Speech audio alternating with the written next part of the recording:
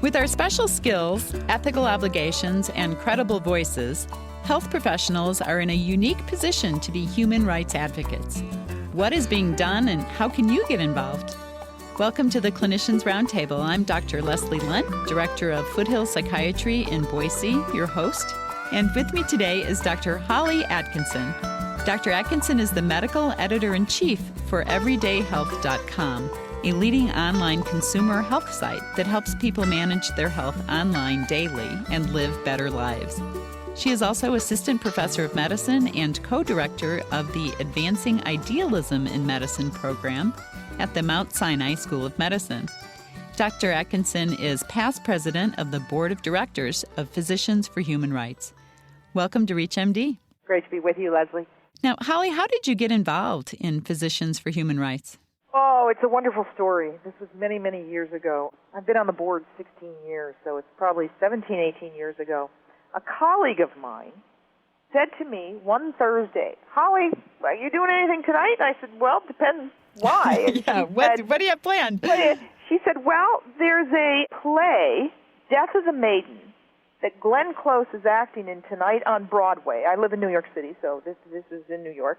And she said, "I've got 2 tickets, and the one performance tonight is being done as a fundraiser for Physicians for Human Rights." Well, I hadn't heard of it then. And she said, after the play, there's a cocktail party, and Glenn Close is going to be there. Well, some of the listeners may actually know, especially in your parts of the wood, her father, Dr. Close, I believe is a family physician out in the Midwest, and he's been a marvelous advocate for the underserved and human rights, and I think that's where she got a little fire in her belly, and she was happy to do this performance for us. So I made the great decision to go, and I walked into the room that night, and it was filled with passionate, concerned physicians reaching out to the world and the community to change the world, given their special knowledge, and it absolutely changed my life, and thank goodness I went that night. So tell us about some of your activities. Well, what PHR is really skilled at is documenting human rights violations, health and human rights violations, and we do concentrate on the overlap of health and human rights. By the way, that overlap is large. Our work will not cease for a long, long time, but what we do is we document those human rights violations, and then we work with given collections of physicians, other healthcare professionals, concerned citizens, to do advocacy work. And, the advocacy work can be anything from, policy decisions in Washington to, working on the HIV/AIDS epidemic in Africa, to juvenile justice here in the United States, to ending the death penalty. A myriad of different kinds of issues we're involved with. We did win the Nobel Peace Prize in 1997, and it was a wonderful, wonderful recognition of the work of not only PHR but a number of other nonprofit groups. That's an interesting tale because it had only been about 6 years previously, a group of nonprofits, including Jody Williams. Now, the Nobel Peace Prize is usually awarded to an individual. But in 1997, the committee stepped out of the usual recommendation and said, well, we're going to recognize Jody Williams, but also this group of nonprofits which had created the International Campaign to Ban Landmines. And it had only started about 6 or 7 years previously. And the interesting thing about that is that there was a little bit of a disagreement in the early days about what the goal of the International Campaign to Ban Landmines should be, about whether or not it should actually go for banning landmines or, set a goal that was a little less idealistic and outrageous as that one. And the good news is that the stretch was a good one. It was a great one. The decision was made to go for banning landmines. A lot of people said, you're never going to achieve this. Too many governments around the world use them. The great lesson here in history is that, indeed, when you set a goal like that and you bring the right people to the movement, you can bring about phenomenal change. And here it was 6 years later, and we saw the signing of the Ottawa Treaty in Canada, well over 100 and some odd countries. I think it was over 140 countries signed on. Unfortunately, the U.S. is not a signatory to that. And in the same year, the International Campaign to Ban Landmines was recognized by the Nobel Peace Committee. So it really shows the power of when you bring people together, especially physicians' voices. I don't think physicians realize how powerful and meaningful their voices can be, especially when they're put together in a concerted group. We're taught to save the world one at a time, in the sense of patient care and individual patient care, as well it should be. But as you mentioned in the introduction, Leslie, increasingly physician bodies and physician organizations are saying that it's part of our ethical commitment. It's part of our sense of who we should be as professionals to realize that we have a very important knowledge set, experience set. We are witnesses to the suffering of our patients and the consequences of social determinants of disease, and that knowledge and experience and deep wisdom can have a terrific impact when you bring it back out into the public space. So increasingly, there is a call for this deep ethic to really pervade our sense of professionalism. You will hear me argue for this quite passionately. As a matter of fact, I give a lot of addresses on this subject. I recently gave one at the Weill Cornell Medical School where I'm adjunct faculty, and there were a lot of medical students in the audience as well, and of course, they receive this message. They embrace it so strongly, and I think that's because it taps into the original sense of idealism that we all brought to medical school as students. I think we forget how we are perceived even these days by the world as being really something special as a physician. And, often isn't a big deal to us because we are when we hang out with physicians, we live it every day, but it really is a very powerful platform.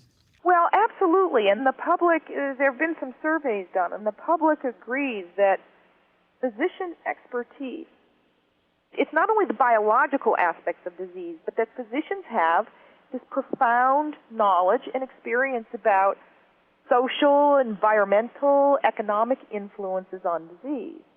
As a matter of fact, it reminds me of a paper, I think it was a very important paper that was done in JAMA in 2004.